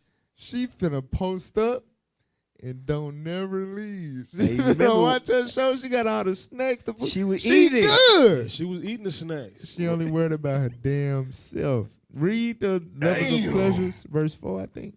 Verse 4. Traitors, heady, high-minded, Go ahead. lovers of pleasures more than lovers of God. All right, now go to the next video. Go to the next video real quick. We got to speed through. We Leave the World Behind is loaded with symbolism and Easter eggs to find. Now, just a heads up, this video does contain spoiler alerts, so first go watch the movie, then come back here. Now, one of the things that stands out clearly when you watch the movie is the colors blue and orange are everywhere.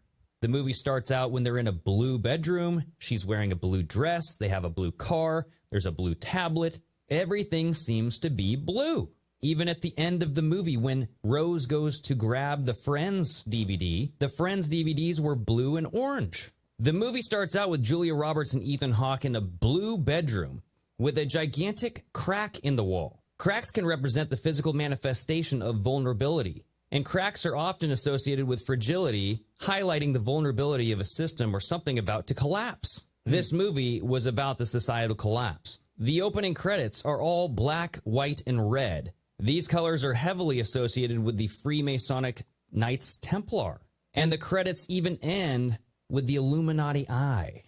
And there was actually a painting filled with the Illuminati Eye when they first entered the house as well. Now, there are other hints of Freemasonic checkerboards throughout the whole movie. For instance, you have the boy wearing the checkered swim trunks. There's a scene where you also have the checkered... In the beginning of the movie, you have two lamps on the side of the bed. One of them is on, the other one is off. This could represent the two pillars in Freemasonry. The light being on, representing the sun, the light being off, representing the moon. On the way to the vacation home, they take exit 76 towards Point Comfort. In the year 1619, a ship carrying the first African slaves landed at Point Comfort. This ship was called the White Lion. In a scene later in the movie, a ship called the White Lion washes up on shore. Certain African legends describe white lions as spirit animals that come to warn us about dramatic changes on Earth. And they go back to the point that Officer Jonah made earlier. They hinting at the consciousness of this world is going to get destroyed beyond our control because of punishment that what we did to the slaves, what we did to God's chosen people. Message! They throwing them innuendos in there. Keep playing. They're thought to have protected humanity throughout time.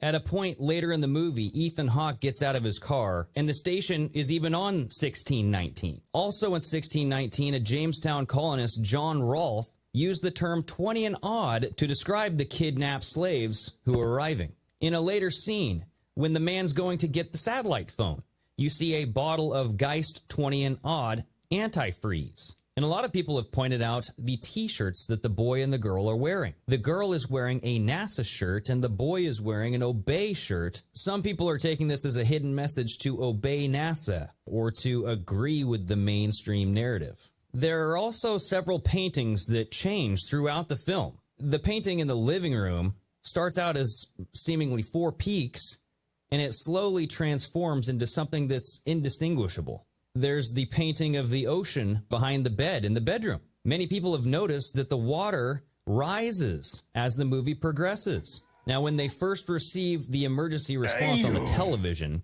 there's a map showing all of the area of the blackout. Now, on that map, there's a QR code over the state of Kentucky. People have scanned that QR code, and where it takes them is very strange. When they scanned it, it took them to the Lake Shawnee Abandoned Amusement Park. Creepy. Now, the Lake Shawnee Abandoned Amusement Park is located in Mercer County in Kentucky. Supposedly, the park was built over ancient Native American burial grounds. Many people thought that the land was cursed because the amusement park had several lethal accidents. At the timestamp of 17 minutes and 10 seconds, the movie pans to the Friends episode, season 10, episode 17. So you have the 17:10 going to the 10:17. The next scene, you have Ethan Hawke playing Jenga. He's discussing his job, and he says that media serves as both an escape and a reflection. So you literally just had the reflection, 17:10, timestamp of the movie, 10:17, Friends episode.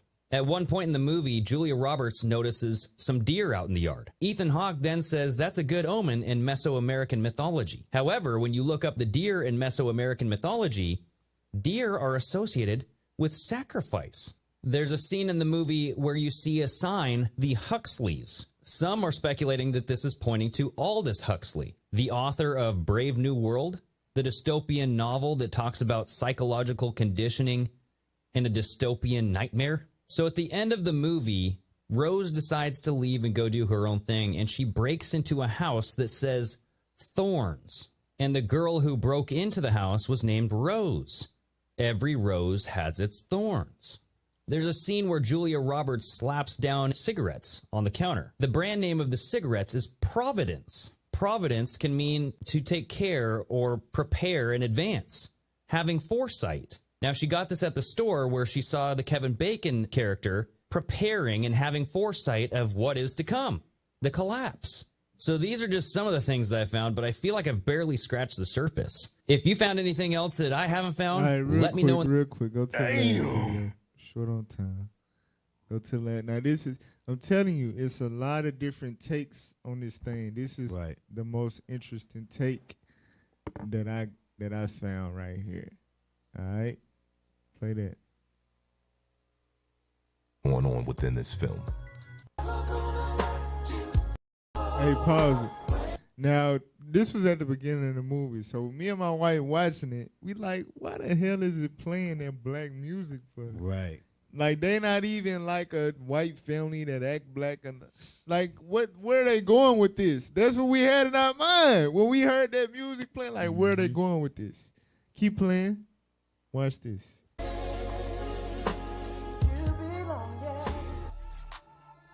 And so, like most apocalyptic movies are about survival, this one is no different. But the only difference in this particular film is that this particular film is dealing with genetic survival.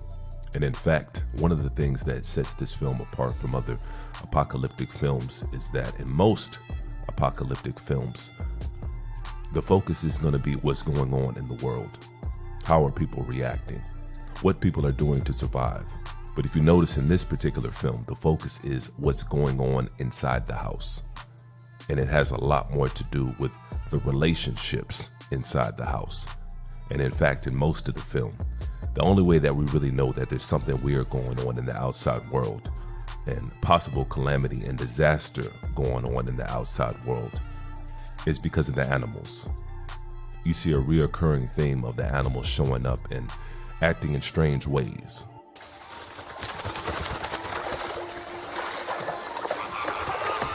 Those are flamingos.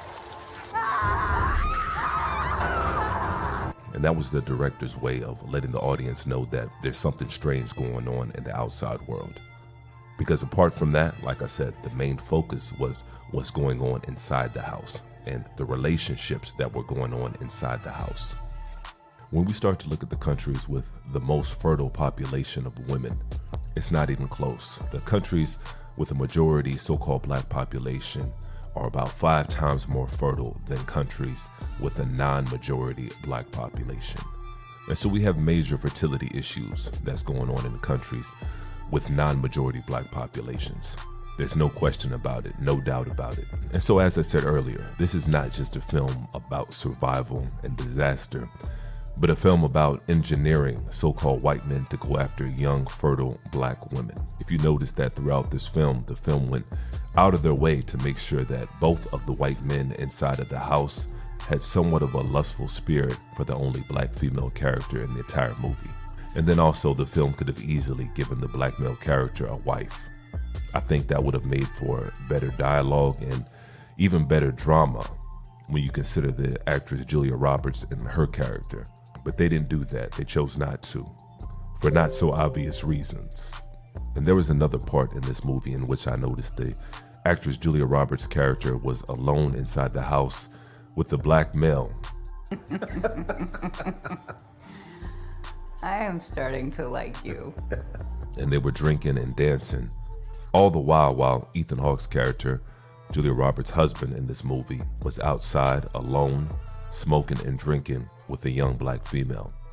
I mean, that's what I look like to you? I look like that kind of guy? You look like the kind of guy to whom things come easy, especially women. And at the same time, the son of Julia Roberts and Ethan Hawke was inside beating off to her, getting off. And that was very telling. That was a very telling scene. And on a subconscious level, on a very animalistic level in which we all operate at any given time, that's letting the audience know that in a situation like this, that the white men need to sexually sacrifice the older, non-fertile white women to the black men, while the white men, both young and old, both go after the young black fertile women with no fertility clinics around and with nothing in place to help ensure reproduction and procreation. This will be the only way for them to procreate successfully. Wow. And at the heart of it, this is what this film is really about. All right. So, and then he showed the old movie. Look, the scriptures say the heart of every one of them is deep. Deep. It's a lot more takes and layers to this thing or whatever. But remember, it's produced by Barack and Michelle Obama on the left. And that's one of the big agendas that they've always pushed, that interracial relations and all of that. And it make perfect sense in a time of crisis and you can't procreate.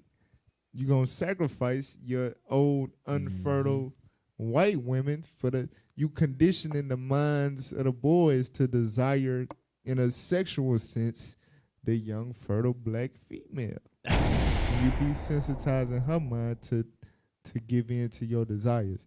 Now, we're going to end it real quick. 2 Ezra 2, verse 35. So it's a lot. We could go way longer.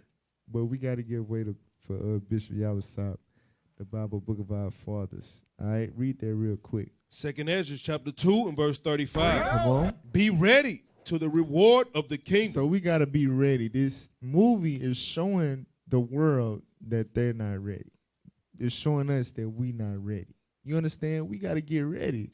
We got to be, because we know the times that we living in. We not supposed to let it come upon us as a thief.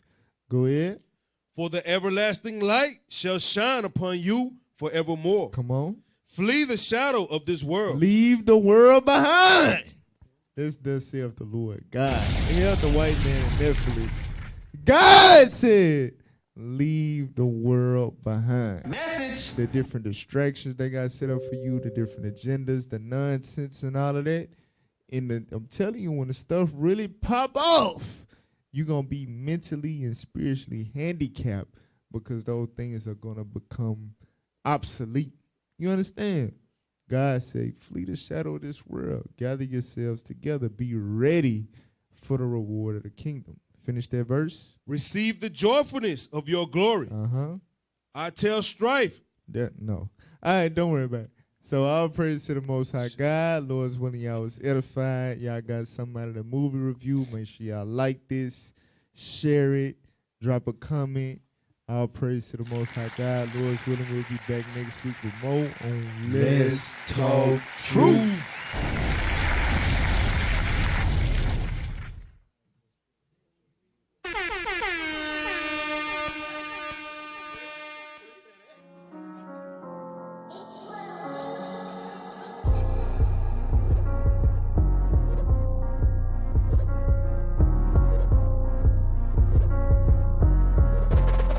Mr. Israel, bring that fire out. They screaming